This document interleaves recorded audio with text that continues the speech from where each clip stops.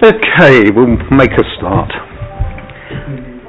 So, a warm welcome to those attending and also to our viewers watching live on the Council's YouTube channel, Hillingdon, London. This is a meeting of the Audit Committee. My name is John Chesshire and I'm the chair of this meeting. Details of the business to be considered today are shown on the agenda, copies of which are accessible on YouTube underneath the broadcast. In terms of housekeeping, we're not expecting a fire drill today, so if the alarm does go off, please follow officers to the fire exits and out of the building to the designated meeting points. For those in the room, please switch any mobile devices to silent before the meeting starts. I've just checked that I've done it this time for a change as well. For those watching via YouTube, if you're so minded, you can complete one of our residents' feedback forms. These can be found in the information section underneath the YouTube video. These forms are intended to help us improve the way that we run our meetings. The attendees present here today, we normally sort of whip around the table to briefly call out our names. So, John Chesshire, Audit Committee Chair. Nick Dennis, Vice Chair of the Audit Committee. Michael. Sorry. Yes, good point. Nick Dennis, Vice Chair of the Audit Committee, and I have done this before. Councillor Henry Higgins, Member of the Committee. Councillor Tony Bowles, Member of the Committee. Councillor June Nelson, Member of the Committee. Neil Dempsey, Grant Thornton. I'm Philip Woolley, a partner at Grant Thornton. I'm Tony Zayman, Chief Executive of the Council. Lloyd White, Head of Democratic Services. Daniel Toohey, Head of Legal Services. Pete Carpenter, Director of Pensions, Treasury and Statutory Accounts. Andrew McLeod, Chief Accountant. Claire Baker, Head of Internal Audit and Risk Assurance. Ryan Dowell, Democratic Services. Sorry, I'm doing it now. A couple of attendees online, if you wouldn't mind briefly introducing yourselves as well, please.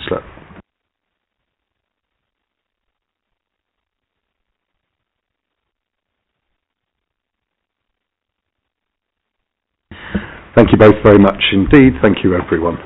We're going to move on to the agenda now. Agenda item 1 is apologies for absence. Ryan. Yes, we have apologies from Councillor Mills. Thank you very much. Declarations of interest, obviously these are recorded anyway. Any other related declarations from members here today? Nope, that's a no then. Thank you very, very much indeed. The meeting tonight covers all Part 1 items, so it's everything on the agenda will be covered in public. There are no Part 2 agenda items today. Agenda item 4, minutes of the meeting held on the 14th of May 2025. Now, I wasn't able to attend this one, so I'm going to look to my colleagues on the committee and others who were present on the day to shout out if there's anything that requires amendment or consideration for amendment as we work through. Page 1, page 2. 3, 4, 5, 6, and 7. Okay, no proposed changes. We'll take the minutes as produced. Thank you very much. Looks like I missed an interesting meeting. I did watch it on YouTube afterwards. So thank you all for covering and letting the show rumble on. Agenda item 5 then. It is a slightly different audit committee to normal, so we're not covering the usual things that we would cover in a meeting of this nature. Both agenda items came as a result of sort of actions evolving from the last meeting. The initial thinking that these would be sort of educational, sort of upskilling of the audit committee so that we were aware of developments in some of the initiatives underway in the authority at the present time. But it sort of evolved from that into a sort of more formal sitting of the committee, but with these two main sort of updates to the committee. So I guess we're all kind of ears on this, and without any further ado, we'll go to agenda item 5, which is the Financial Modernisation Programme. Thank you very much. sorry, sorry, Tony. I was going to say, is it Matthew, Tony? Please, fire away, Tony. Thank you very much indeed.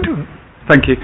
Sorry, I just thought I'll just do a very high-level introduction and hopefully not just repeat what you've said. But I mentioned at the previous audit committee that there were a couple of important pieces of work underway which are born from recommendations made by our external auditors, internal audit, and they're very significant pieces of work for us in terms of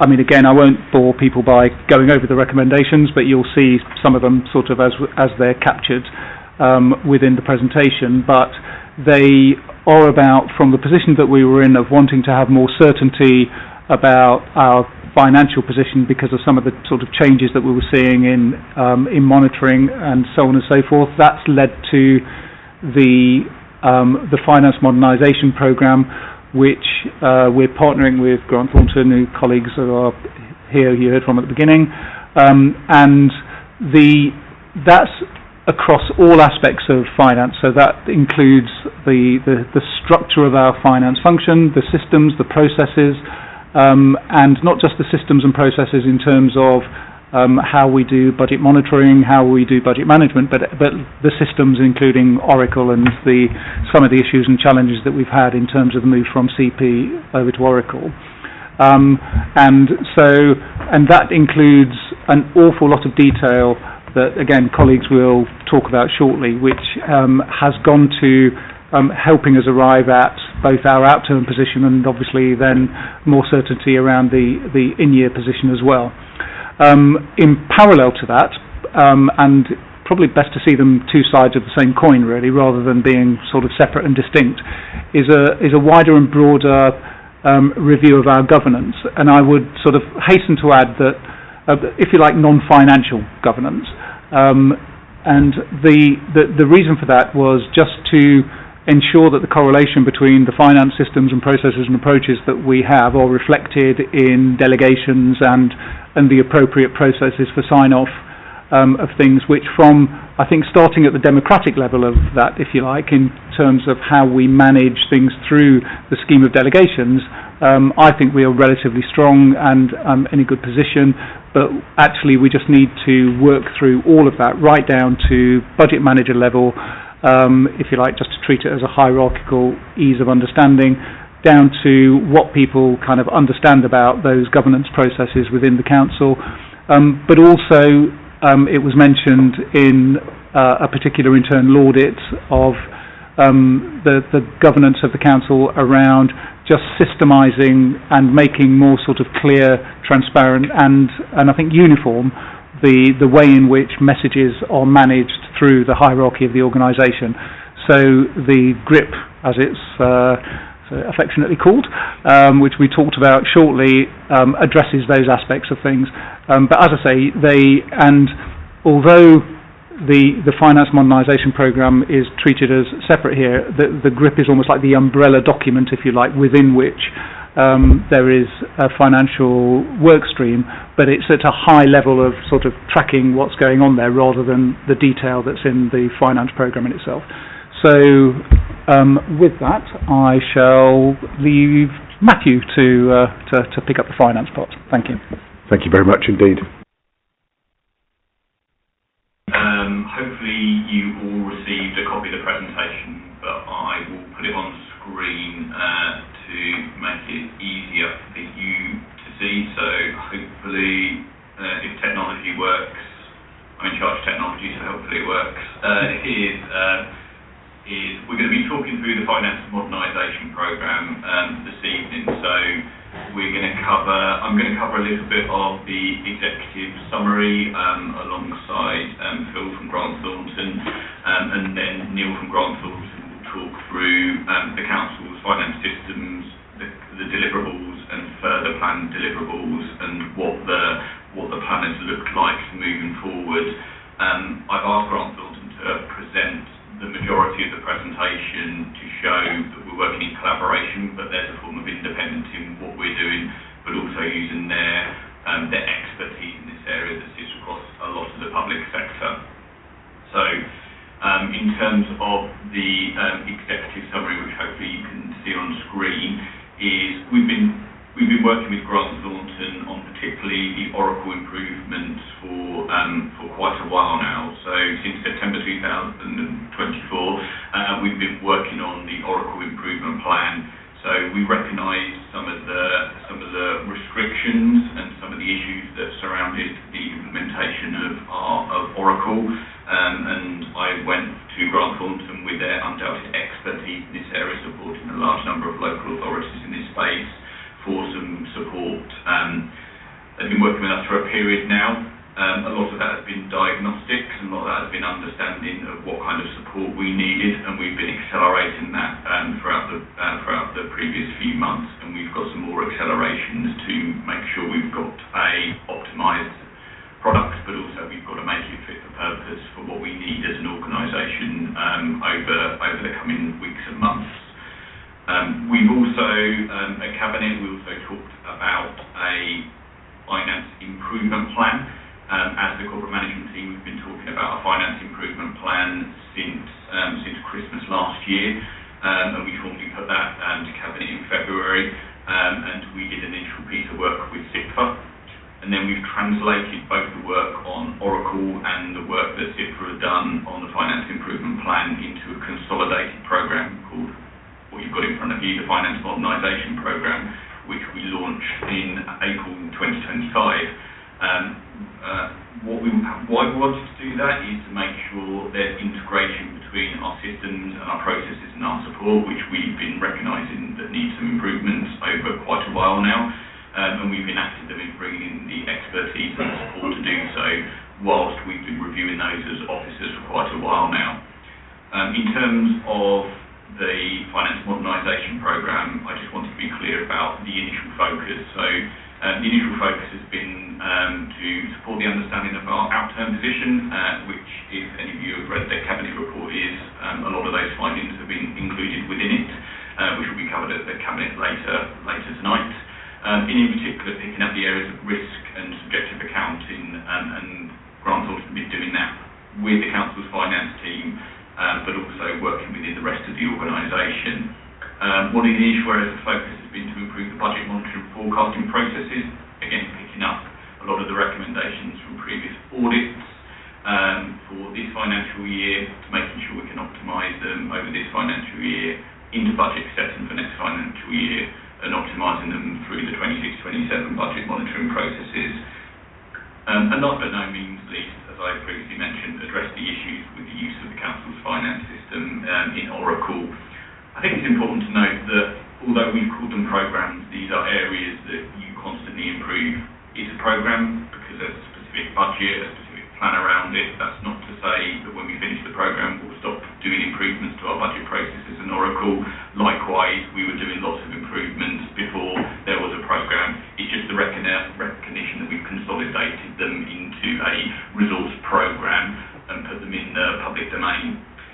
We also know that further work has been put in place to look at the structure, as Tony mentioned, and the processes for a modern finance function, and as many of you would have seen, we've appointed a new Section 151 officer, and making sure we constantly strive to embed the good practices and processes controls into the Council's finance system. Again, these are incremental improvements that happen over a lengthy period, not just happen over weeks and months. That's the initial summary. I'm going to hand over to Phil to talk through the initial findings that we've made. Thank you. Great. Thank you for that, Matthew, that introduction. Just good evening, everyone. Just by way of introduction, I'm Phil Woolley, a partner at Grant Thornton. I lead our public services consulting practice, and I'm the engagement partner for this programme and this piece of work. So I'm going to run through the executive summary slides here and really just talk about some of the key observations and key emerging findings. I think it's important to say at the start that the work is ongoing, and this doesn't present a sort of final position, but gives hopefully members a useful update as to where we are at the moment. So I'm going to cover each one of the work streams that Matthew has alluded to. So starting with accounting and control. So really the purpose of this work is to make sure that we've got a really solid baseline on the 24-25 outturn. At the moment that work has identified a number of adjustments to the Council's financial position which have now been reviewed and agreed with the Council's finance team. As I say, work is ongoing, but to date these adjustments have had an adverse impact on the 24-25 financial position, including a movement as things stand of around 14.1 million. And that's due to three things that we've found at the moment. One is as a result of writing out a negative reserve, some updates to the Council's Treasury and minimum revenue provision MRP calculations, and also some changes to the Council's bad debt provision to make that policy consistent with relevant guidance. The reviews also identified some issues in accounting treatment, data and assumptions used, and supporting processes and procedures. And these are a combination of some long-standing matters and issues in the understanding of the new finance system and drawing information from that finance system. So that's the summary around accounting and control as things stand. So key observations then around the finance system. The Council's finance system went live in April 2024, which was around an upgrade to the latest cloud-based version of Oracle. And what we found around that implementation, working alongside officers, is that we feel inadequate training and knowledge transfer has led to some poor understanding of the changes required to business processes and routine maintenance requirements of the system to really achieve the benefits that we set out to achieve from the implementation of this Oracle solution. The solution designed and implemented we found is in places overly complex and has been adapted to meet sort of existing custom and practice rather than try and reap the benefits of the system itself offers in terms of simplicity and efficiency. Some documentation around the system is incomplete and not always up to date, which then has the knock-on effect of making that routine maintenance and fixing issues more complex. And we've also found, which is quite common around the implementation of new systems, is that the Council at the moment doesn't have in-house capacity or capability to effectively support and maintain the solution as implemented. So that needs to be addressed. Moving through into key area of budget monitoring. So the planning and budget monitoring functionality in Oracle has been a significant weakness up until now, leading to the requirement for off-system processes being implemented. So we're having to recreate processes and create new processes to meet some of the deficiencies around the Oracle implementation.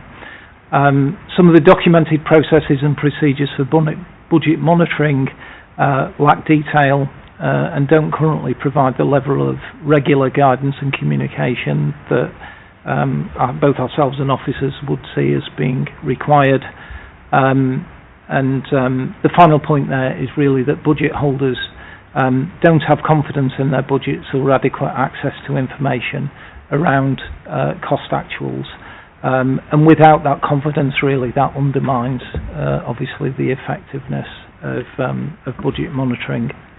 Just to come in at that point, it sounds a little bit like we bought ourselves a shiny new toy and then not sort of understood how to use it properly. Is that a fair summary of at least a couple of the points that you've brought through?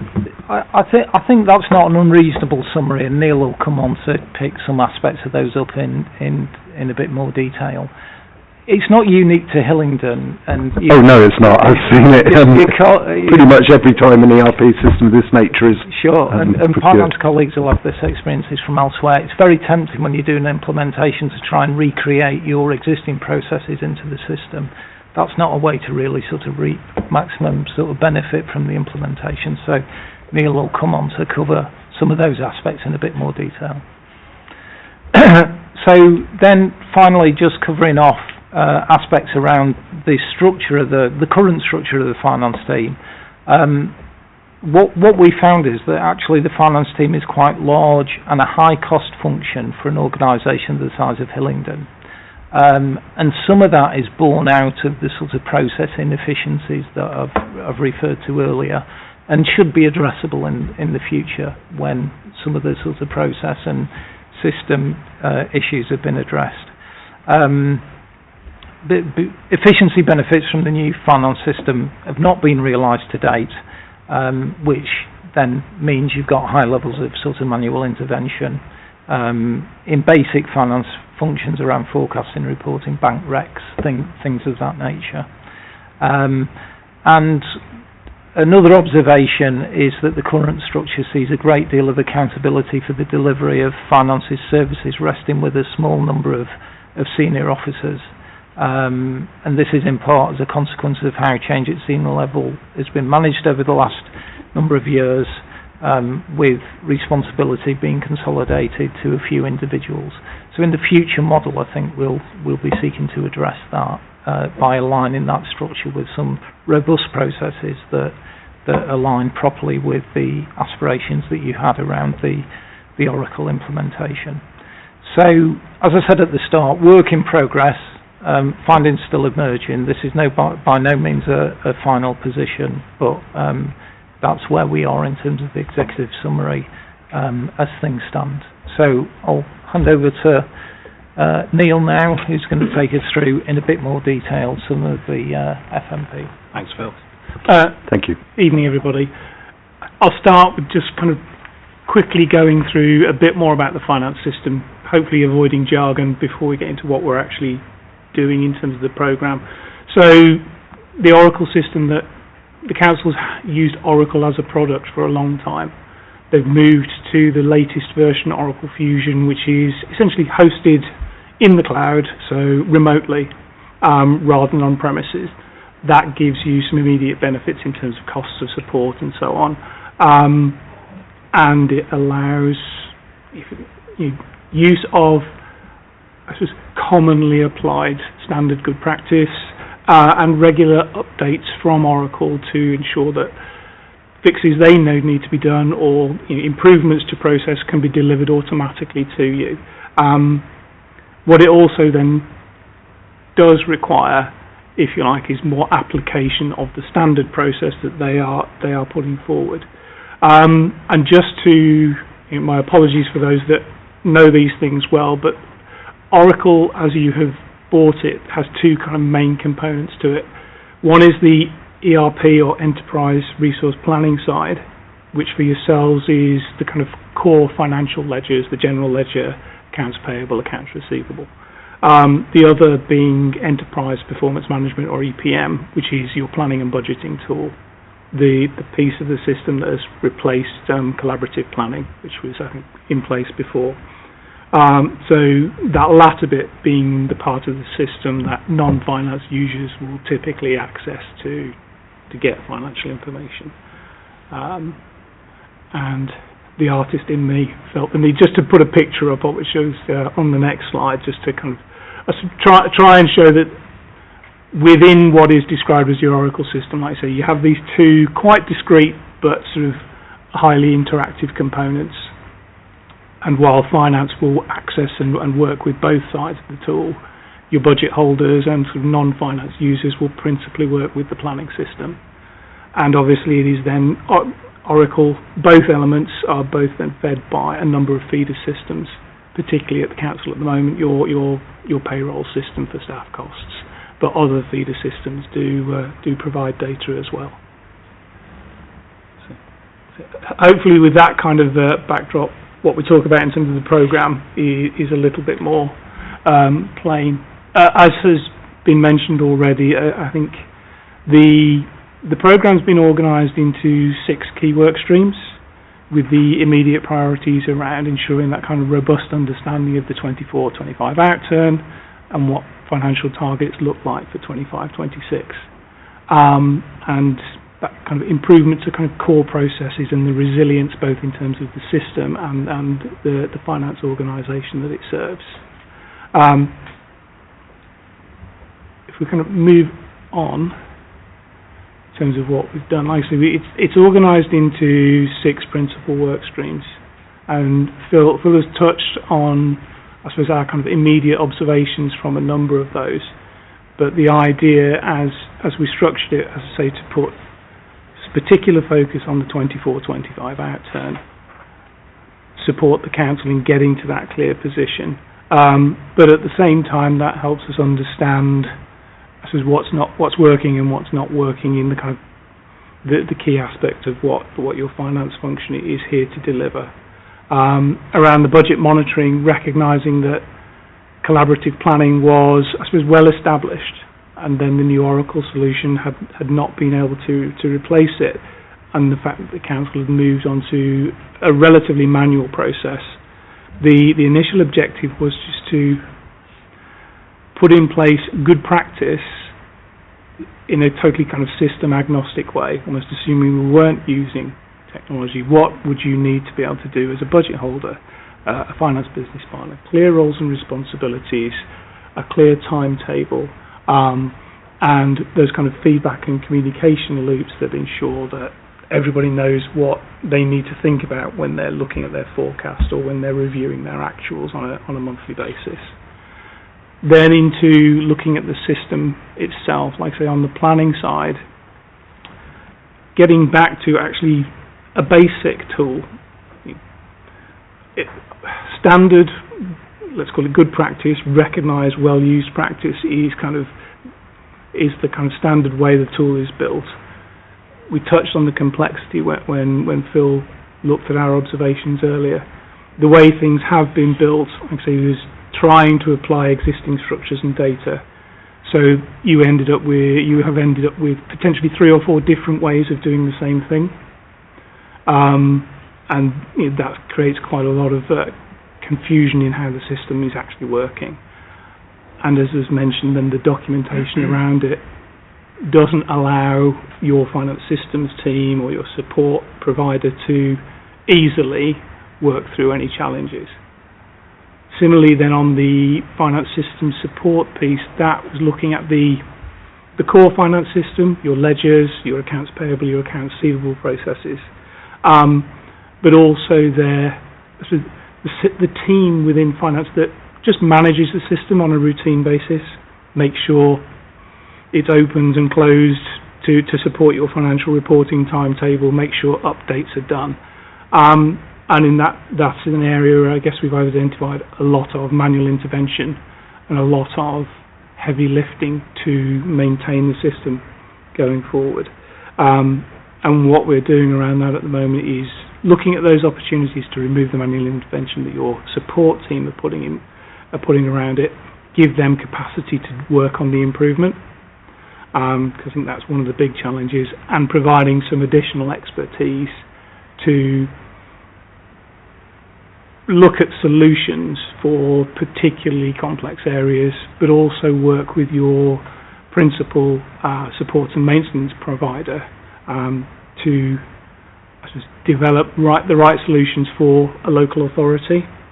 Recognising that most of these systems start from a commercial perspective, and then the needs of a local authority can be slightly different. On the operating model side, the first point has been to look at a logical structure, recognising some of the points that were made around that consolidation of responsibilities and accountability. Look at what a more appropriate sort of, I suppose, spans and layers of the organisation might look like, give you the opportunities for the right level of leadership in different parts of the finance function, and appropriate ownership for different capabilities. And then the next phase is that clearly is then tying it in with the process change and the technology improvement to say, okay, as we genuinely start to realise some of the automation benefits, the process change and simplification that Oracle is looking to deliver, how that affects actually what you expect people to do, and ultimately how many people you need in different roles and what skill sets you need. And that's what that work stream is working through at the moment. The last then of the current immediate work streams is, if you like, slightly separate in the sense that it's looking at the performance of your support and maintenance provider, who were, if you like, your systems implementation partner originally, and have been providing the ongoing support. So, if like experts from our Oracle practice, I suppose, have been taking a look at the level of service and the extent to which we've talked about things like documentation, whether that is fit for purpose. At the moment, particularly in areas around accounting and control, as Phil has mentioned, that's a lot of work has been done. That's coming to a point where it supports the kind of completion of the financial outturn. Processes and documentation around budget monitoring have been prepared, reviewed with some of the members of your senior finance team and your finance business partners. We're now moving into a process of actively supporting the adoption of those things. Because clearly we can write a good practice, or anyone can write a good practice, but it needs to be adopted to have any real value, and that's where we are with that part of the solution now. If I move on to where we go next. We've jumped on a little bit far, but I think with the work we've done over the last couple of months, sort of since the end of April, and the observations that Phil has made, that's pointed us to, okay, what are those more material improvement actions that need to be taken? And as is summarised here, while these are being refined with the council's officers at the moment, we broadly see those as, again, sort of, I think it's, I'll just check, it is 6 projects. Balance sheet assurance. So how do you as a council routinely reconcile, verify and validate your assets and liabilities? So it doesn't become a challenging process at the end of the year. You have a much better understanding of your actual position throughout the year. Building from that, then the financial close process. Hillingdon is like many councils. An awful lot of work happens at the end of the year, and we're looking at an aspiration, or an aim rather, to look at a much more robust quarterly process at least, so that if you like, there's a much more of a full close, and I think perhaps the stretch then to potentially look at a monthly close process going forward, to give you, that fundamental capability that says we have a much clearer and ongoing view of actual costs and actual performance in that sense. The budget setting piece, I guess within the piece around budget monitoring, one of the common challenges you find in so many organisations is budget holders don't necessarily always recognise the numbers or feel they have the accountability for the budgets that have been set. So while we will work through with the council a process that, if you like, is both top down and bottom up, we're setting the right principles so that the budget can support the council's strategy and objectives, but at the same time we're building the ownership and accountability for those people that have to deliver those budgets or deliver work against those budgets going forward. Clearly that's easy to say, but but there's a lot of work we can do, and I think the engagement with budget holders and with the finance team has been really positive so far. I would have to say that. So I think going into that process, people recognise the need. Around capital governance, I think it's just a recognition that there is very little at the moment in terms of governance around the capital governance and monitoring process. So again, putting in a recognised good practice around that. And then the last two in terms of the EPM refresh, like I say, it's a real piece about simplifying the planning system. So so that people can access it easily, put data in easily, review their forecasts easily, and report out of it simply, rather than having multiple different ways to do things. The ERP enhancement, there are a multitude of potential sort of technical bits and pieces, but I think the key ones are improving the integration with feeder systems to remove a lot of manual intervention right at the front end. But also you have a risk management module that can give you an awful lot of useful data around compliance with process, around access to certain parts of the system. It's there. It's about basically somebody needs to be identified and trained in how to use it, and I think that will start to provide the council with a lot of insight about compliance with standard processes.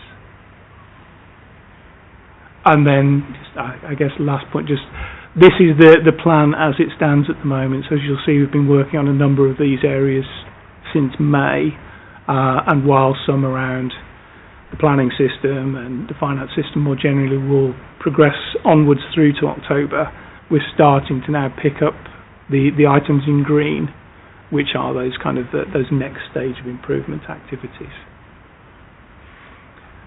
And that's a quick summary of the programme. Thank you very much indeed. That's very helpful in terms of shining a little bit of a light onto this. We've not had a briefing for a fair while, if ever, on the detail of this. So thank you very much for the coverage and for the update. Councillor Dennis, you can kick us off. Thank you, Chair. I've got questions, so it's up to you whether one at a time or two at a time. Do one at a time, it's easier to... One at a time, okay, fantastic. So my first question relates to slide 6 of the slides, which is the executive summary, and in it says budget holders do not have confidence in their budgets or adequate access to information. So a very simple question. I mean, when will or when should budget holders have confidence in their budgets and access to information? Because it strikes me that this is a very, very important thing to make progress on. Chair, on that one. So, thank you. So, when describing the presentation, particularly our colleagues at Grant Thornton, this was a summary of all the items that we found, all the problems, and it can feel like everything's terrible and it's quite doom-mongering. The presentation was designed to be honest, transparent, and understanding of where we are, but also where we were. It's recognising that we've made significant improvements over the previous months, and in terms of budget, people lacking confidence in the data. So the confidence is increasing over time. So there's not a line in the sand that suddenly says budget managers will have confidence now versus they've got no confidence in the past. So we are using Oracle to do budget monitoring, and we have been using it in month 2. That's fed into the current cabinet report. We recognise that some of the confidence is lacking due to some of it's about the training and development. So actually understanding what's within Oracle. Some of it is understanding the integrations between the HR data and the Oracle data. A lot of the confidence has been down to we are currently cleansing our HR data and make sure it's integrated into Oracle, and therefore when people view what's in Oracle, they have an accurate picture of what's within their budget.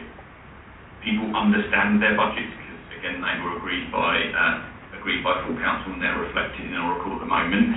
It is the underpinning data that sits below it is sometimes not easy to understand if you haven't got the necessary skills, recognising that we carried out the training and development on Oracle quite a while ago.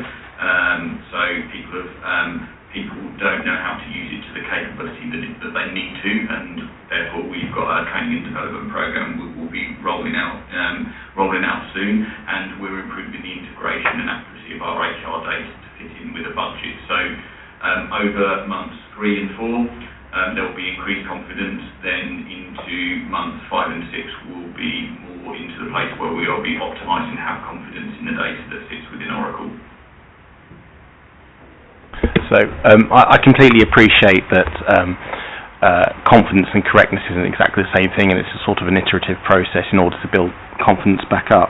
But why this is very, very important is because without confidence, it's difficult for people to feel that they're accountable, but also that they're able to make the difference that we are asking of officers across the council in terms of managing budgets in these difficult times. So I suppose for me, as that bullet point was in this slide deck, and it's a very important one, at some point in the future I would like a sort of, we are now more confident and things are better because of X, just in order for me to have confidence in the journey that's happening. I mean, I do have a second question. It's on a separate subject. If you want me to please go with the second, and then we'll take questions from our colleagues. Okay, thank you very much. My next question is on slide 7, and it's to do with the point. How have I got it? What's my slides? Yeah, it's again to do with the last bullet point about the structure and the accountability. Now, I was just wondering, what is the best model for accountability of budgets then? Obviously the bullet point suggests that having a sort of smaller group of accountability is not the best thing for a council such as Hillingdon. That's my interpretation of it. I mean, is there any view on what the best accountability mechanism is, and are we working towards that? I'll hand over to Tony to answer that initially. Thank you, Tony. Right, okay. Actually, can I just go back to the confidence one? Just a little bit as well. I was waving, but I think I'm just going to shout. It's all right, John, though. On the confidence one, I think the important point is that what we've had to do is we've reached a point of confidence, but it's taken an awful lot of heavy lifting and manual work. I think that's kind of the point, really. There's been so much processing of things that it's actually taken over the doing of things in some circumstances. So it's not entirely that we've there's no confidence, therefore it could be anything. I think the point of the reference, I think, is also about how much work it's taking until we get the systems and processes working in the right way. In relation to the finance structure and the delegations, if you like, of budget management, and I'll bow to the wisdom of more sector experts alongside me. But so my view is that we are looking for a distributive leadership of budget management. So right down to the lowest level unit of management, if you like. So somebody that manages a team of people, the most basic, straightforward thing, where you can have a system that tells you how many people are in the team, how much you pay them, and that you can forecast whether somebody is going to be leaving, going on maternity leave, or whatever it might be, in order that our forecasting is more accurate. I think, again, back to my same point about the confidence, is that we've had a small number of people, because we've not had the systems feeding that sort of information, going to all levels in order to reconcile different bits of information. And that's predominantly relied on senior officers in finance, along with business partners, probably as low down as it goes, really. And that's clearly not very satisfactory. Where we want to be, and the position that we want to be in, is that people have absolute clarity about the budget that they've been set for both their staffing and the services that they're delivering, and they're expected to live within it, and to be able to manage and forecast that. And all of what we've talked about, I think, is getting us to that point. So, and we have to be careful. So at the minute, if we looked at the levels at which we want people to be accountable for budgets isn't the same as people being involved in almost like the planning of those things, if you like. So the budget management, absolutely down to sort of granular levels, because the things at the moment that we see up here are obviously aggregations of things that happen further down, and if they're not sort of accurate or systematic or systemized, then it takes an awful lot of manual checking, and that's where, frankly, we found some of the errors and some of the concerns and problems that we have. So in summary, it's distributed. It's not about a small number of people. It's everybody having the understanding and a system to be able to access the information that they need to manage budgets. Thank you very much. And Chair, to add to that, accountability is also around the governance of the organisation, and that's why we've chosen to present the Finance Modernisation Programme alongside the GRIP. So in terms of accountability within finance, finance is the accountability across the organisation. So Tony's described around how we use budget managers right from hierarchical sense, but also we have the governance to make sure the accountability works within the organisation. So we're reviewing budgets more systematically, more transparently and more regularly using Oracle at manager levels. So for example, as one of the corporate directors, I have budget management sessions on a monthly basis with my managers. My managers have budget management sessions on either a weekly, fortnightly or monthly basis, depending on the size of their budget. And also they have managers that are reviewing budgets on an at least monthly basis. That will culminate in the corporate management team having a regular session on budget. So we've got the golden hierarchy that flows down the organisation. So we've got accountability at all levels and transparency at all levels to make sure we're doing that. But critically, we're doing it on a regular basis. We always were, but we weren't doing it consistently. We weren't doing it transparently enough, and we've been doing that over a number of months now, which is ensuring that we are having more accurate budget monitoring, but also the accountability sits with Section 151 officer and the head of paid service, and the feeding of the information is going out through the levels, which also means we're catching issues a lot earlier.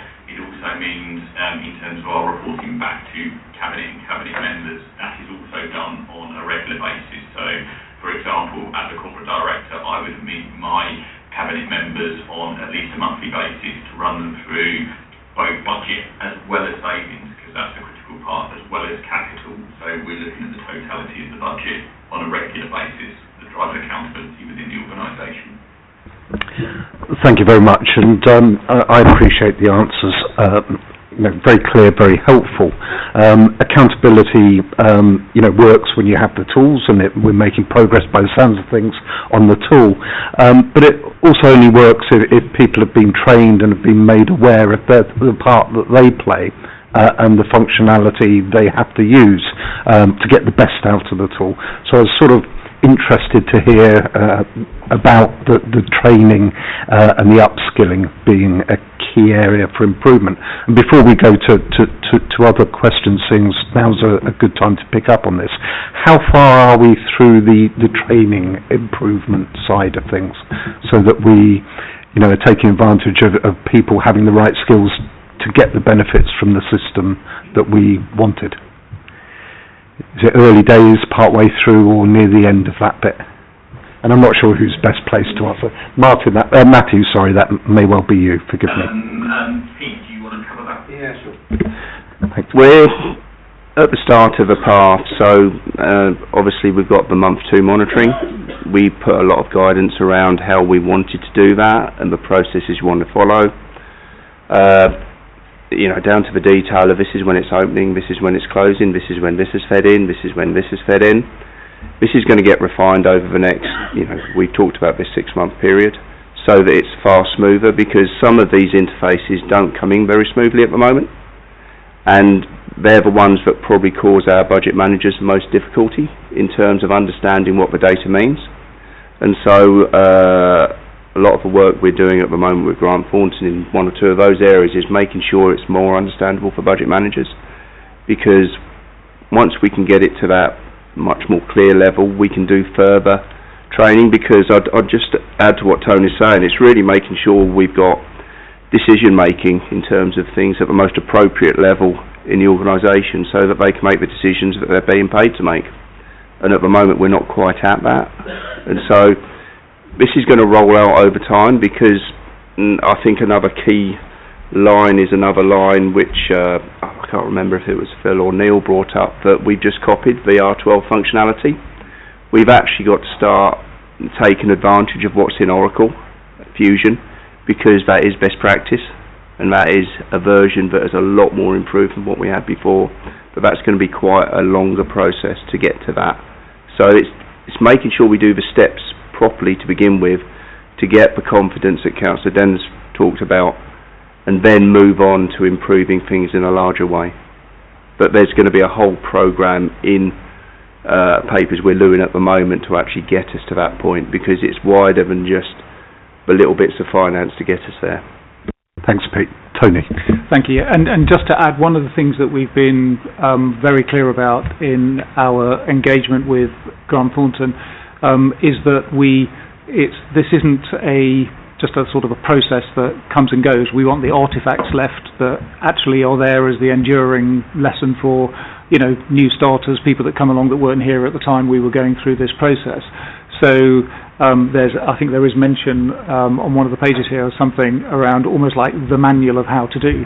So whether that be about forecasting, closing, budget management, whatever, we absolutely have to make sure that we've got those sort of understandable artefacts that everybody who's got any doubts has a reference point, they can look it up, they can see, and so on and so forth. So I think to date what we've been doing, because as Matthew said, we've used Oracle for the period 2 monitoring, but that's almost been a part of the learning and the testing of it, rather than it's the sort of the final point at which people are being trained. I think it's almost part of the learning. Yep, we've got there, and now we need to produce the artefacts that tell people how to do that from here on. So, thank you. Okay, makes sense to me. Thank you very much indeed. And Chair, if I could just certainly. We've been working with Oracle themselves to understand the best trained providers out there. So we have a provider ready to go that will be launching when in the next few months, when Oracle is slightly more optimised than it is at the moment, is a training provider that will is the best in class in local government at the moment, to be able to roll that out across all of our budget managers, and that will be a sustainable mechanism that we will, as Tony said, keep the artefacts. The training will be there for starters, people to do refreshers, and I use the corny phrase, we will be sheep dipping people into retraining them to use the functionality of Oracle. I think having the empathy as an Oracle user myself, I did the training quite a while ago, and it's actually quite difficult to remember how to use the complexity of Oracle sometimes, as opposed to the basic functionality, because the basic functionality is quite simple, but as a cloud-based system, we'll be adding improvements as we go. So we've got to make sure training and development is not just a one-off, it's a core part of how we're optimising the use of Oracle, because the more we do training and development, the more we become self-service, the more we'll be able to deliver the financial benefits from the implementation of Oracle. And as per your question before is, did we buy a nice new shiny toy? We are absolutely not in a disastrous position around Oracle. You'd have seen a lot of people are having to completely redo the implementation of Oracle. This is a refresh of Oracle. This is picking up some of the flaws we implemented, and this is improving and tweaking some of the functionality of Oracle. And this is certainly not something like Birmingham, where they've had to spend millions and millions to redo it. We're using it at the moment. We will continue to iterate and improve it over the coming months. Excellent. Thank you very much. Councillor Bells, first. Thank you, Chair. My question is on the budget monitoring for members and members of the public. So in July 2021, the Cabinet Member for Finance decided to reduce the information in the budget monitoring reports made to Cabinet. He claimed that the reports had previously been too daunting. Do you agree that restricting the transparency of financial reporting may have misled some members and residents as to the financial stability of the authority? I think that might go a little bit beyond the agenda today, but if anyone has a quick and simple answer to that question, please. I may not be answering the question directly, but I know that one of the considerations is how we make them more clear and transparent, and I think one of the things is therefore about the kind of the length and the complexity that's added in there. So as I say, I'm not suggesting that's a direct answer to the question, but one of the aspirations that we have going forward is that it's a lot more plain English, it's a lot sort of clearer, it's less technical, which is not to obscure information, is to make it more visible.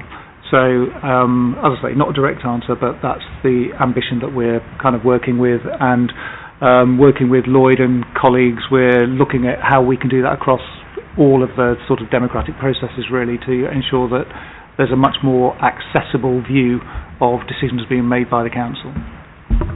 I certainly like the sound of that, because we've heard a lot of use tonight of the word transparency and openness, both internally in terms of helping people know where we are and what room they have, but also that aggregated up into the MI that is available to people, hopefully more efficiently, more simply, and if it's more clear as well at the end, then that can only enhance our leaders' abilities to make informed decisions.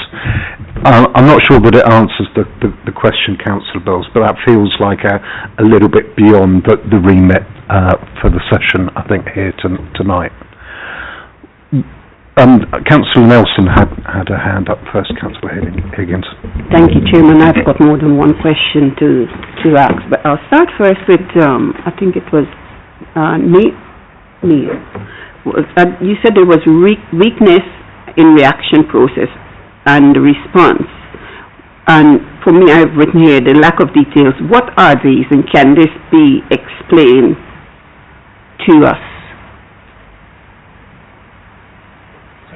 My apologies. I'm trying to reflect back now to the point of weakness in which area. My apologies. That was in the process of how the article is being delivered. So you said there was weakness in the process of how the article is going to be delivered, and also those weakness, how are you, there is a lack of details that was given. So can you explain to us, can you explain this and how it undermines the whole system? So I think if you take any process around reporting, so how do we capture data around a transaction, turn that into relevant financial information to be able to report to members or to the public, whatever it might be. The way Oracle is working at the moment, in some areas,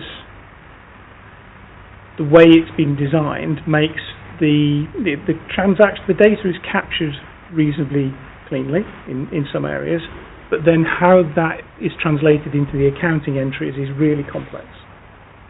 So, if you like, if I go back to my being a trainee accountant and looking at sort of debits and credits, the way Oracle is representing those is quite complex for people to translate, so you end up having to do a lot of work to turn it into useful information. I think the opportunity, and then around the documentation point, that would be, I suppose, manageable if the documentation explaining how the system had been set up was sufficiently detailed and sufficiently current. I think what we found is that documentation is quite light touch and doesn't always represent the system that you're actually using. So, I think the opportunity is to go back and say, well, okay, what these transactions are essentially simple. We buy goods and services, or we invoice people for goods and services, going back to a kind of a simple collection of data, real basic debit and credit accounting, and like I say, simplifying those transactions in the system again, rather than having two entries for one transaction, make it a single entry, make it as automated as possible, and then putting the documentation in place that means the next person that comes along can understand it much more easily. Hopefully that addresses the question. Thank you, Neil. And then, what are the spend control process and governance procedures, and what portion of expenditures is covered by these procedures? Whether you're able to explain that. So there's a number of spend control parameters within the system, but we have a mixture at the moment of both manual and automated. So on the contract side, we have on the system all the sizes of contracts and the links to those contracts, and so when we get to or very close to limits, warnings come up and people can't buy against those contracts unless they're approved to. So those controls are all in place. Payroll, which is over £100 million worth of spend for us, is a more manual process in terms of looking at that. But again, we have a weekly board that looks at any changes and makes sure that actually it's in line with what the council's procedures and requirements are. So there's a mixture of controls in that, and obviously the overall budget management and monitoring report itself compares to the previous period, and what we're really interested in is the variances and why things have changed. So there's a number of different ways it's done. And to that, in terms of the controls, and we touched on it previously, we have the accountability and governance within the organisation to maintain those controls. First and foremost, we have the Council's constitution and scheme of delegation, which we adhere to through all of our processes and into our accountability and governance framework. And again, we have the regular meetings to ensure that those controls are in place, because you need governance and you need strong governance, which is why we've got the group to make sure we're maintaining that, and we've got a clear line of sight across the organisation. Thank you both very much indeed. Councillor Nelson, final question. Thank you, Chair. Just one more. It's the financial forecasting, as it has its first action, the production of a detailed financial procedure manual. Has this been produced, and can that be shared with members?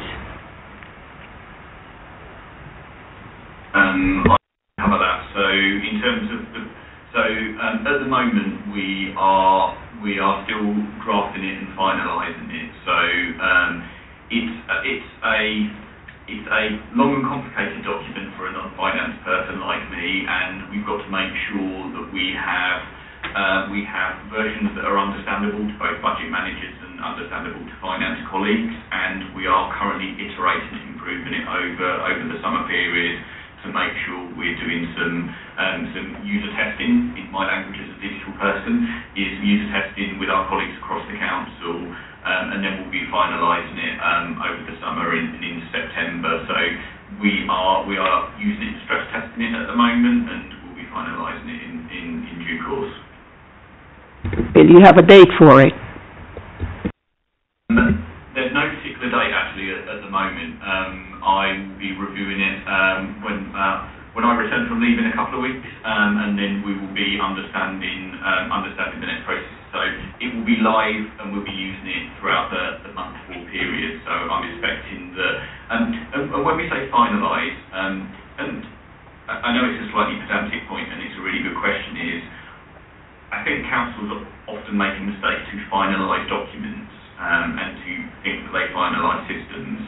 These are living and breathing systems, and we work in a dynamic environment. So what we try to do is make sure we get the document to the right position. We're constantly reviewing and updating it as things like the Oracle system changes, as our governance changes, in how we're working as a council changes. So we don't see things as a tablet of stone anymore, and that we create them and put them on the shelf and expect people to use them. We will constantly use them, update them, and we have an Oracle budget manager community, and we're regularly working with the senior managers of the organisation to make sure they input into that. So it will be there from September, but we'll constantly seek to improve it and change it. Thank you very much indeed. One more? Final one then, Councillor Nelson, because we've got Councillor Higgins who's desperate to ask his question. Thank you, Chairman. We talk about training for the staff members in finances. Can you tell us, bearing in mind that some of our members substitute on committees, on select committees, can there be is there any financial training be made for members? And has any of this training being provided for the cabinet members as well?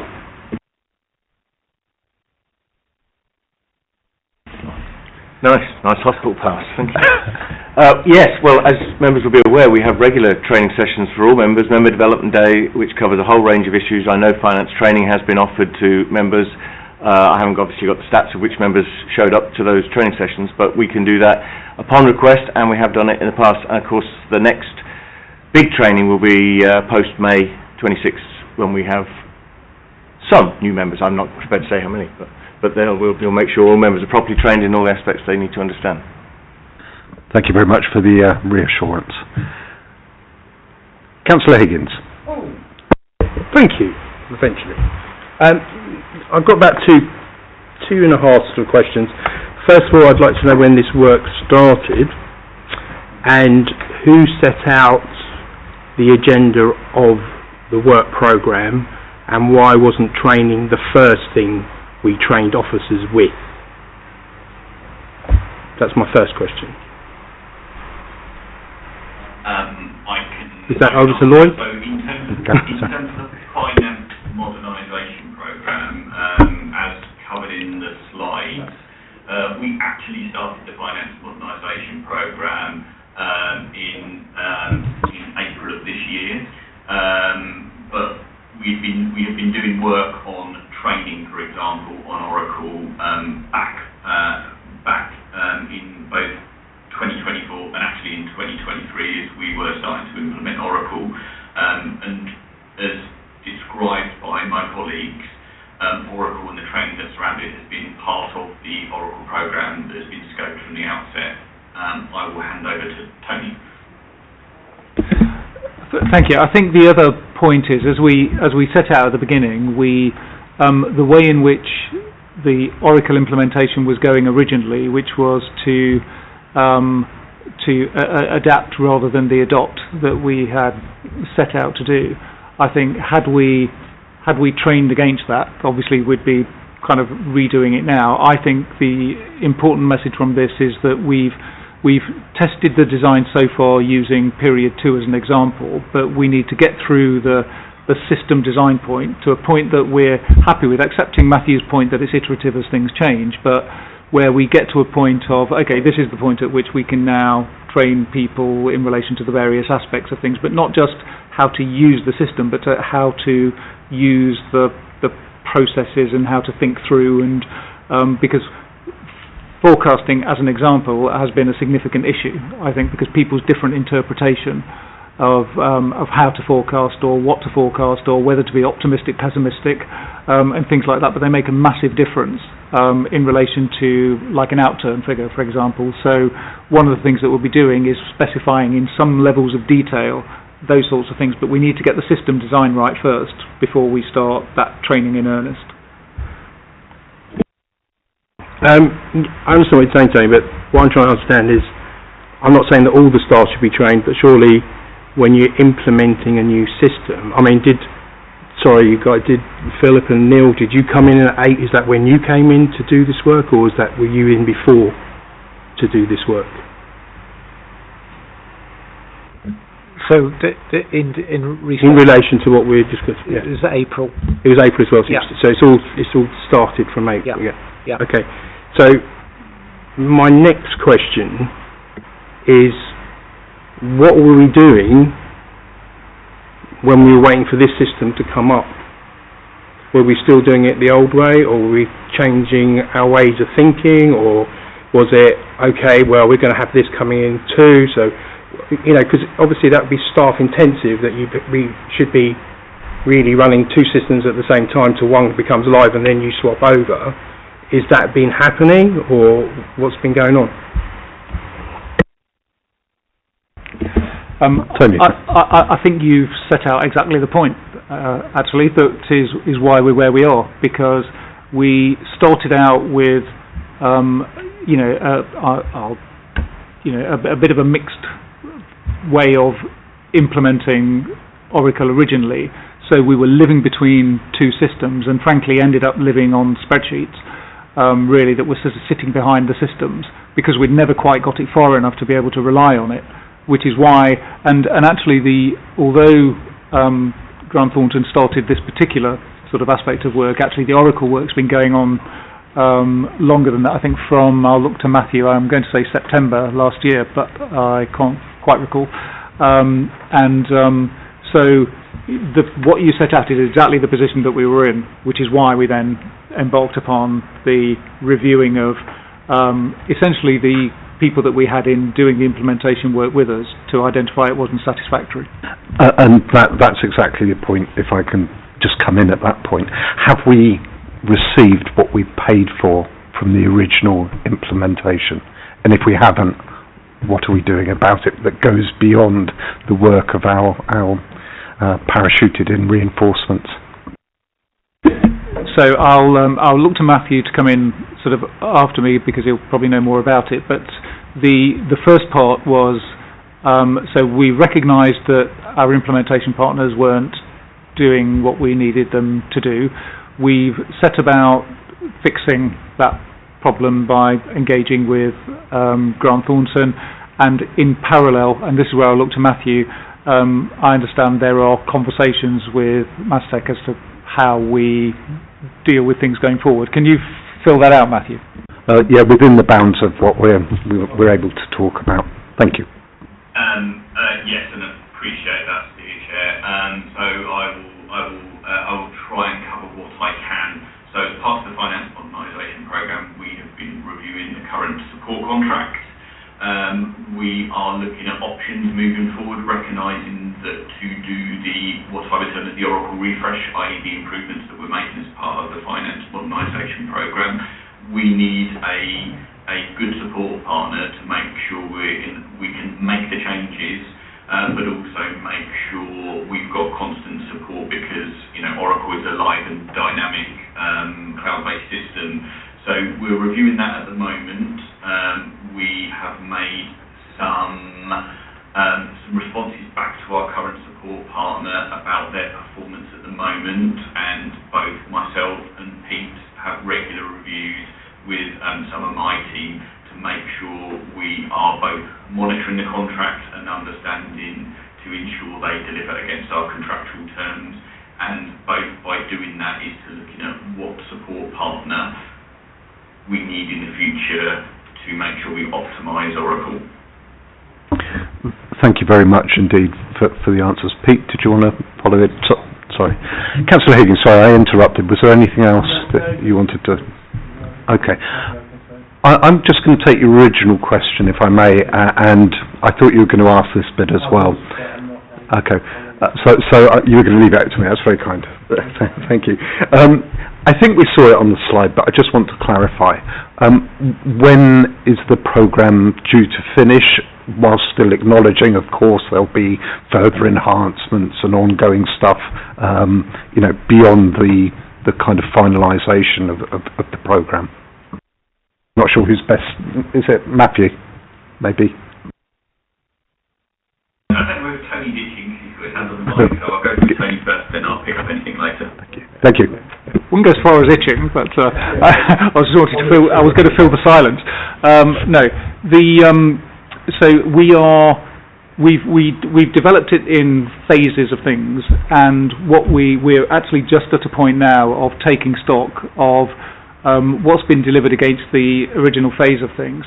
I think it would be fair to say that there's been more time spent in untangling things than we'd anticipated. So the conversation earlier about the balance sheet review, that's been obviously a very complex, detailed piece of work that has identified some quite significant things that have taken some unravelling.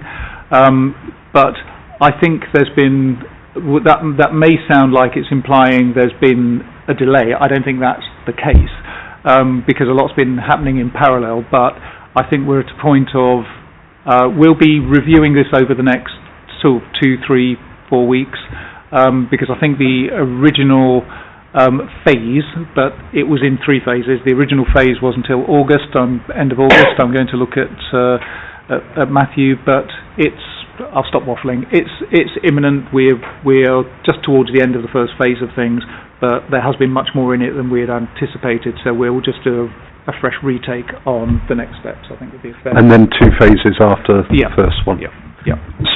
So roughly, have we got a timeline towards completion? Yeah, so they're set out in the plan on the page, which was slide 13 of your presentation. Roughly, the finance modernisation programme is a 6-month programme. So as I described, we were doing this work before, we will be doing it after, because finance modernisation improvements don't ever stop. So it's as a programme because it's budgeted and we've got a plan against what we're doing, which is described on the plan on the page. So it's a 6-month programme. programme. We're roughly 3 months into it. We're expecting the current deliverables and the planned deliverables to finish at the end of October.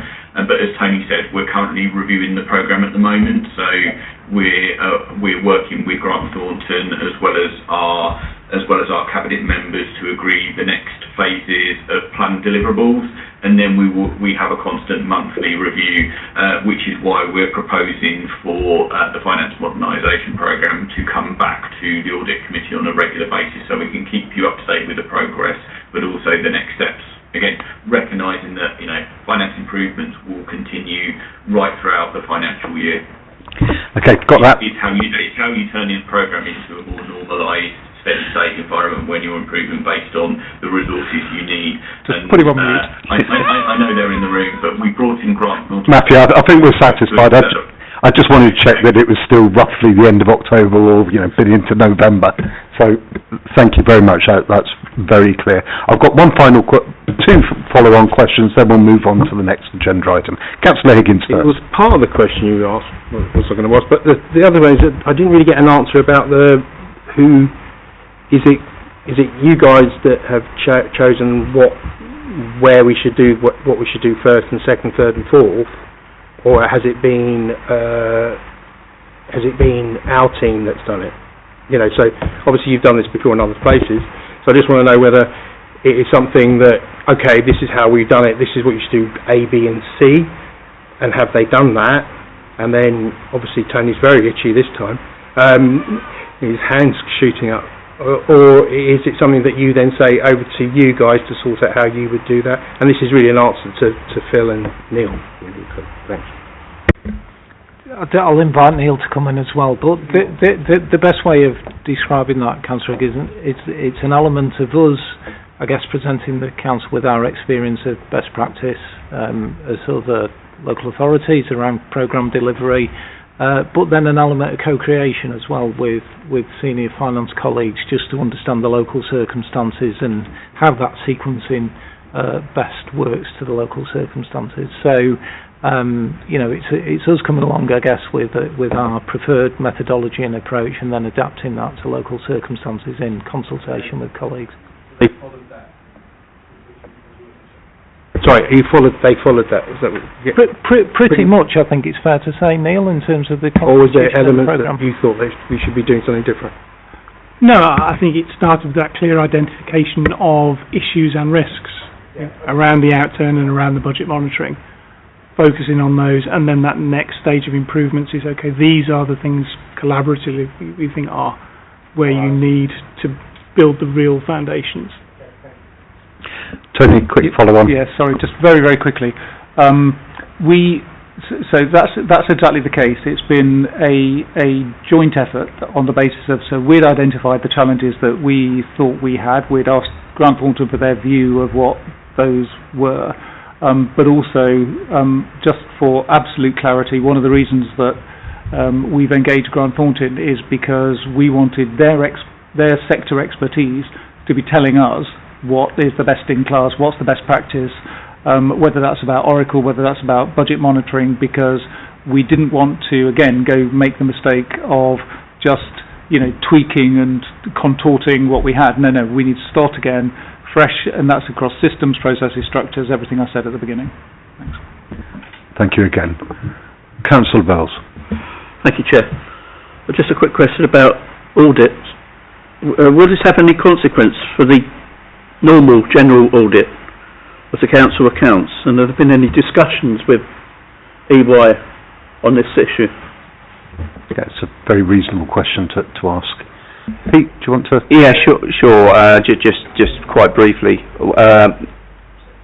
one of the big issues in terms of the audit, and we've got Mark on there, is whenever there's in local government, particularly when there's a change of system, you have a specific work programme which is looking at the movement of data from one of the systems, the old system to the new system, and so we're in the moment, pre the actual audit, going through a whole process of checks with EY to make sure that they're happy with, this is where we started, this is what we've moved, and it's exactly what it was when we got there. So it is a whole new set of work we're doing. Thanks, Lee. Sorry, Mark, you're sort of behind my shoulders and I can't see you in front of me, so I wasn't deliberately ignoring you. Please rest assured. What's your view on that, please? Yeah, I mean, Mr John, so just for the committee information, this morning we issued our audit planning report to the council, so that will be coming to the next audit committee meeting, or we've asked that it can come to the next audit committee meeting. What that report will show is one of the risks we've identified for this year's audit is the Oracle transition. As Peter described, we do a particular piece of work that is looking at the data transition, effectively making sure we have either the balances that were in the old system, and it ordinarily would have been through an audit cycle. Obviously, you've had a disclaimed opinion for a couple of years, have made it successfully into the new system. So that is a discrete risk as part of the audit, which we are involving our IT specialists in to look at that for. In addition to that, some of the challenges the council have encountered as part of the Oracle transition will come through in our value for money work and the commentary that we are required to provide on the council's arrangements as part of our audit. So we'll be looking at it from both the truth and fairness of the financial statement side and as part of the council's arrangements as part of the value for money work. I thought you might be. And I think I'll save that any further discussion of where we are on that until our next meeting, just a few weeks' time anyway. Thank you very much for the view from your side there, Mark, as well. Thank you all very much for the presentation. That's very informative for us. It's the first that we've had in terms of the sort of detail of the work that's been going on. I found it very, very useful, and I'll look forward, as you say, to additional updates as time goes by. Thank you very much indeed. Which brings us nicely on to a linked sort of wrapper around this and some other elements too, as we heard earlier. The GRIP, the Governance Review Improvement Plan. So for this one, am I heading over your way first, sir? Thank you very much. Well, thank you, Chair, and good evening, members. So I've been asked to give you a broad overview on the GRIP program, GRIP being the Governance Review Improvement Plan. What you've got in front of you as part of your papers is the full planning control document. So I'm not proposing this evening to take you through that document line by line, but what I did think would be very helpful for you would be for me to give you a general roundup of the program, its constituent parts, and some key points and outcomes related to it. You've already had a very fulsome presentation on the Finance Modernisation Programme, and as you'll see, the Finance Modernisation Programme dovetails with the GRIP, is sort of swept into the GRIP, particularly in Workstream 1, and I'll come to that shortly. Just by way of some general background, in late 2024 and then again in early 2025, Audit Committee members received reports from both the internal auditor and the external auditors, and in amongst a number of the reports which you received, particularly from the internal auditor, between both of them, there were a number of recommendations relating particularly to financial and directorate governance. You'll be aware, we've heard a bit about that this evening, that the Council already has pre-established processes ensuring accountability and governance arrangements across the organisation. However, in light of those reports, it recognised the need to review and improve certain areas and to take action to implement the audit report recommendations. And this was particularly important in light of the need to deliver the MTFS savings targets as approved by Council on the 27th of February of this year. And with this in mind, the Governance Review Improvement Plan was commissioned and sponsored by Tony as our Chief Executive, and also wearing his hat as Head of Paid Service in early March 2025, and with action starting immediately at that point. So some comments on the structure of the GRIP. Again, you've got the document in front of you.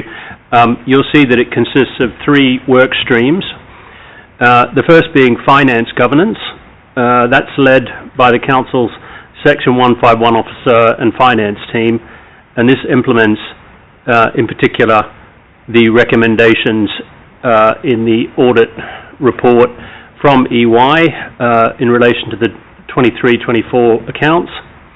That was delivered, as you know, on February, it was finalised on the 5th of February of this year. The second work stream is the Directorate, or if you will, Officer Decision-Making Governance work stream, and that's led by the Council's Chief Operating Officer. We've got Matthew here with us tonight, and largely on behalf of the Council's Head of Paid Service, Tony. And again, that implements, in particular, the recommendations in the Directorate Governance Internal Audit Report. That report was dated September of last year. We have a third work stream, which relates broadly to constitutional and democratic governance. And in turn, that's led by the Monitoring Officer, Lloyd, with assistance from myself. That has not been prompted by an existing report or an existing review, but rather we recognise that by way of continuous improvement, we generally will review our broader governance areas. These are areas, as I say, outside of what you typically class as financial governance or as directorate governance. And to that end, we're looking to review the Constitution, certain areas of the Constitution that are up for review. You'll be aware that we did review the Constitution only a few short years ago, roughly about 3 years ago. So it's broadly in good shape, but there may be a few areas which we think need to be looked at, and you see that I've listed those on the final page, and I'll come to those shortly in a moment. But we have identified a partner to work with. It's our intention to engage them by way of an independent review, much the same way we would engage the auditors in relation to the first two work streams. And in particular, we've been talking to lawyers and local government, who, as you know, are a very well-respected organisation. Lawyers and local government, in fact, assisted with a review on the legal service a couple of years ago. So I think they're in really good shape to understand our organisation, and we understand that they'll be able to carry out that exercise over the summer break. A few points just moving on. The workstream leads for each of the three work streams, they'll be reporting on progress in relation to the delivery of their associated actions on the GRIP to the Corporate Governance Group, and you will be aware that the Corporate Governance Group is a refreshed governance group which we put together at the beginning of this year with the statutory officers sitting and reviewing governance broadly across the organisation. It's a reincarnated former governance group, so we have been doing it as an organisation throughout the years, but we've specifically revisited what that group should be focusing on, and one of the areas as a standing item will be this GRIP programme. The governance group, the corporate governance group, of course, reports up to CMT, our corporate management team, so CMT have full oversight on the GRIP document as well. So a few key points in the document itself. As I said, I'm not intending to go through it line by line with you this evening. You've got the papers in front of you, and we're here to take some questions, and you have all the relevant officers before you, so we're happy to take those questions and go into detail with you on it with you at that point. But a few points just to pick out as you do look through the list of recommendations and the control document. You'll see there are actions against each of the recommendations, some detail on those actions, and again there are quarterly progress columns where we're setting out how we are achieving those actions and what our progress looks like. But anyway, a couple of key elements just to fish out there. We've talked about the Finance Modernisation Programme. You'll see it features quite prominently in Workstream 1. As I said before, it dovetails in many ways with what we need to do in order to implement those recommendations. You'll see that there's reference to the savings programme and some of the particular actions along those lines. As I said, we've got Matthew here tonight. Matthew can talk to you more about that if you've got any questions.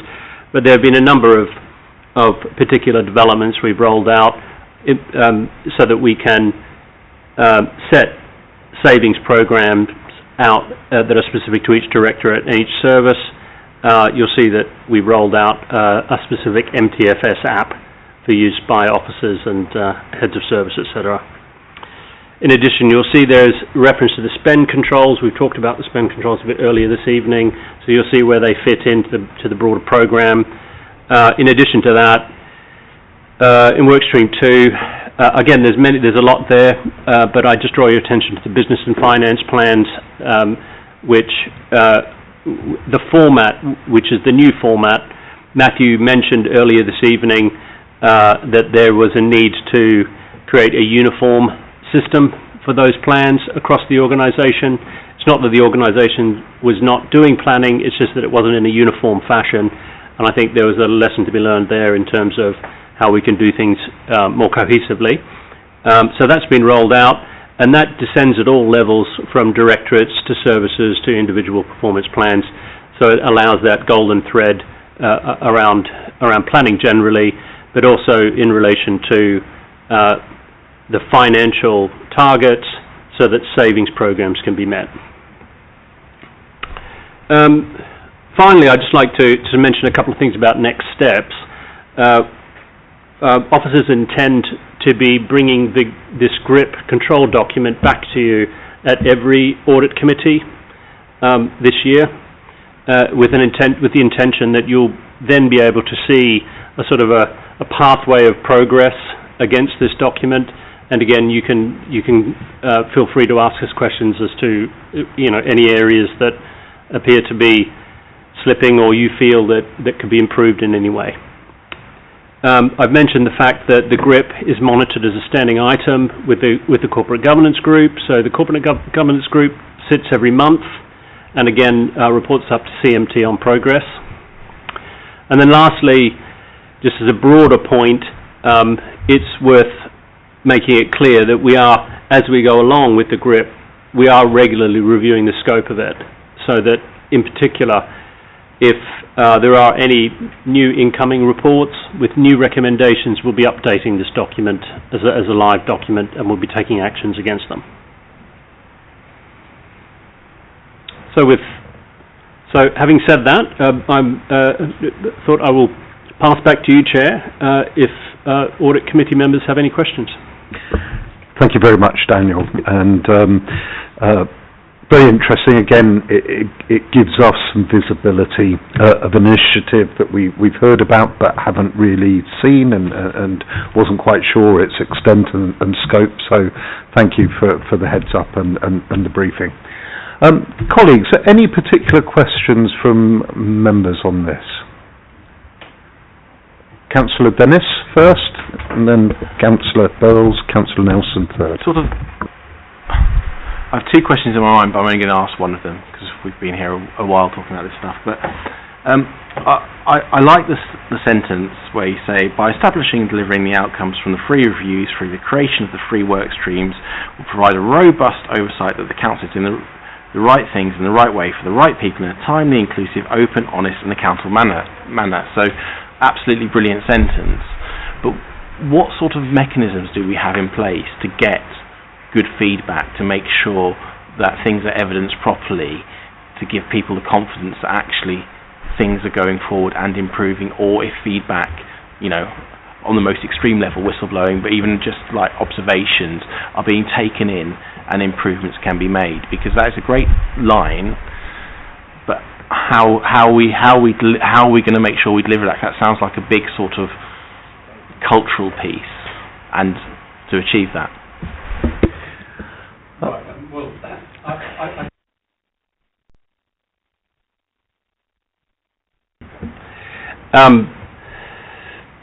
Obviously, we're bringing this document in full transparent form to this committee. So, by all means, we would anticipate that committee members will have questions. And if you do have questions outside of this meeting this evening, then we'd welcome them from you. If you've got any observations where you feel that the scope is lacking in any way, we are all ears. I mentioned before, it's a live document, it's a living document. The intention is for us to implement these recommendations and to implement them fully. So the first thing I would say is that members have a role to play in that, and officers are listening. Also this evening, of course, we have both the internal auditor and the external auditor in attendance, and we are in regular discussion with them, again, to get feedback around the scope of the actions that we're doing, and whether there are any views from the auditors that we may not be achieving our aim to implement those recommendations fully. Again, we are all ears, and we're willing to adjust the scope if there is a strong view in that regard. I mentioned, I'm probably repeating myself, so sorry about this, members, but I mentioned the corporate governance group. That is primarily a very important control group around ensuring governance. So the CGG, as we call it, takes this program very seriously, which is why it's a standing item on the agenda. It was a big question, and I don't think it was answered. Not criticising you for that, because it's a very big question. And it wasn't necessarily about us being able to feed in for this document, which is really good, really like it, and in fact we can feed in. I suppose what I'm asking about is the confidence that we can have underneath that document, that what's being provided to us comes from a place in the workplace. I'm not saying it's because I have inside information or anything, by the way, but of a culture where, you know, there is open, honest ability to feedback and, you know, say what needs to be improved. Because obviously sometimes what happens, I'm not saying it happens here, but sometimes what happens is you can get a very good document and you can get senior officers and they come and present it to you, and as councillors you do your best, but what I'm asking for is, you know, what's going to happen in the culture in the organisation to make sure that the ambitions in this statement saying that, you know, the right people in a timely, inclusive, open, honest and accountable manner can give feedback will happen. I guess what you're saying is rather than a sort of good news culture. Yeah, definitely. So we've just had the results of our staff survey, which I mentioned. So, and there's and obviously not now, and we're running out of time, but maybe we'll present some of the features of that at a future audit committee, because that would be splendid. Yeah, because it gives an important sort of insight into some of the changes that we've made about the visibility of senior management, about people having a say, people understanding their role in the organisation, and there's some quite material feedback on that.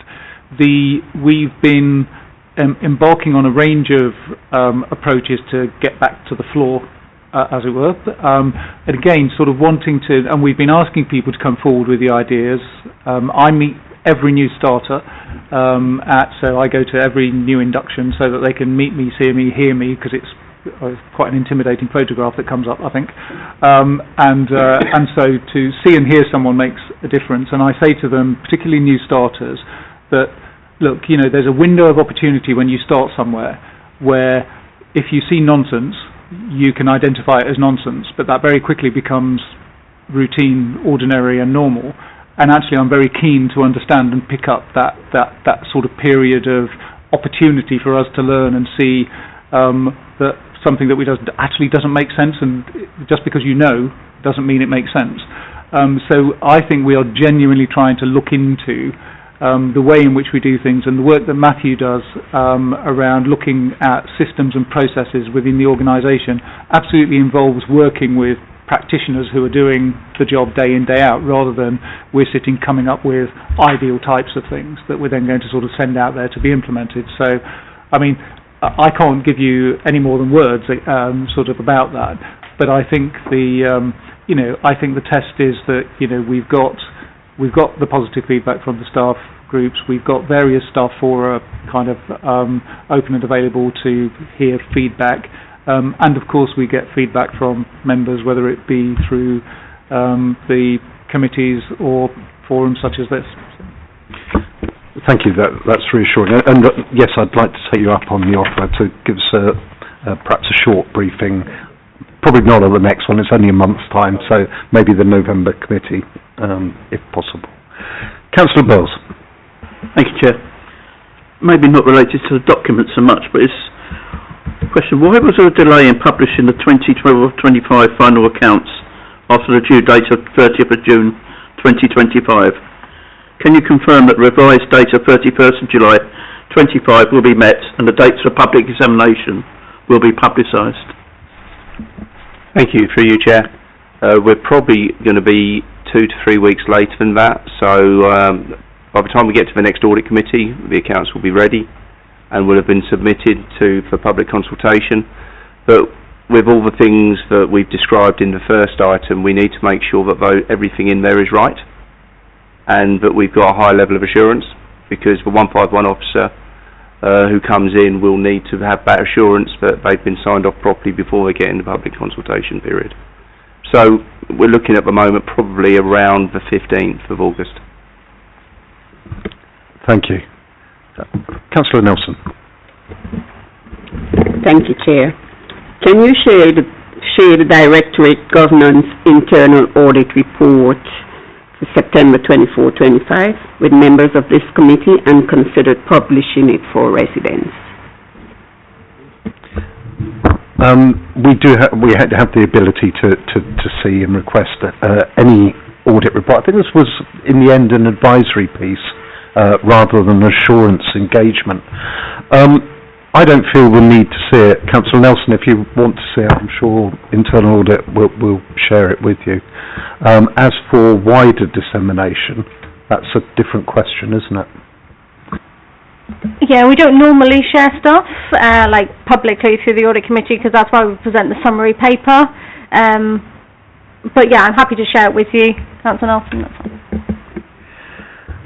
That's not to say that these things can't be requested under freedom of information requests, but given that the council is in a rather busy sort of space at the present time, it's not an initiative I'd want to see kind of embarked upon unnecessarily. Were there any other questions from members? I've got a couple of follow-on questions, if I may, related to the Governance Review Improvement Plan. And I'm going to kind of ask Claire a question, but not meant to put you on the spot or colleagues on the spot.